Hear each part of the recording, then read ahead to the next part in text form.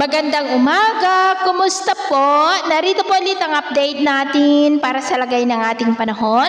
Ngayong umaga po ng September 2, 2025. Sa ngayon ay patuloy pa rin po natin na binabantayan ang sama ng panahon na nandito sa loob ng PAR pero papalayo na po yan.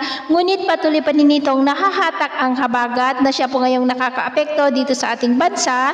Lalo na po sa ilang bahagi ng Southern Luzon, Visayas at dyan po sa may Central Luzon, lalo na sa kanlurang bahagi. Sa ating wind map forecast naman, pagkalayo o pagkalabas ng LPA nating binabantayan ay may banta ulit ng pamumuo ng panibagong sama ng panahon sa silangan ng Luzon bago mag-weekend at base po dito sa forecast, may posibilidad na lalakas yan bilang bagyo na patuloy po na manghahatak ng habagat.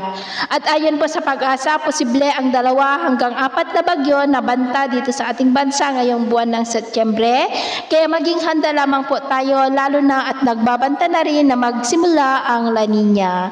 At ito naman ay pinapakita ng forecast model natin ginagamit hanggang po sa susunod na 2 linggo. At sa lagay ng ating panahon, ngayong madaling araw dahil sa habagat ay may mga isolated rain sa ilang bahagi ng Central Luzon, Metro Manila, Calabarzon, Mimaropa, Bicol Region, Antique, Aklan, Hinobaan, Dumaguete, Jagna, Maasin, Catarman, Dinagat Island, Mati at Basilan. At mamaya po ay sisikat naman ang araw sa malaking bahagi ng bansa pero dahil pa rin sa habagat ay may tsansa ng maulap na kalangitan with isolated rain sa may Central Luzon, lalo na po sa may Kanluran, Rizal, Laguna, Cavite, Bicol Region, Occidental Mindoro, Northern Palawan, Antique, Aklan, Maasin, dyan sa may Leyte, Basilan at dyan po sa may Babuyan Islands. At mamayang hapon, mas maraming lugar ulit ang makakaranas ng mas maulap na kalangitan with isolated rains,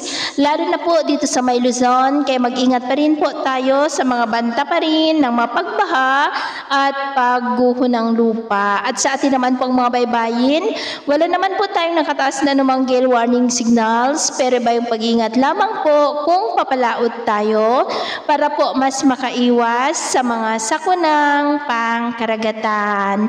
So, ito ang latest update natin sa araw na ito. At ako pumuli si James na nagsasabing sa kahit na pagsubok po na darating sa ating buhay, huwag na huwag po tayong mawawalan ng pag-asa. Thank you and God bless!